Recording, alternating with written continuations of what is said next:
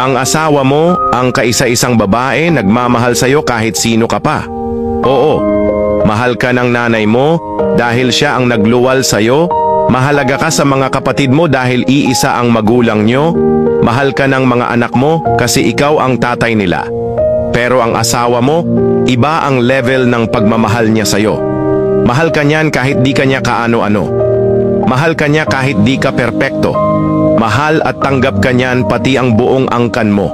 Kasama mo siya habang buhay sa hirap at ginhawa kahit pa hanggang kamatayan.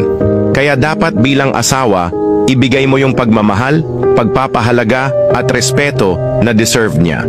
Huwag na huwag ipagpapalit sa kabarkada at kaibigan.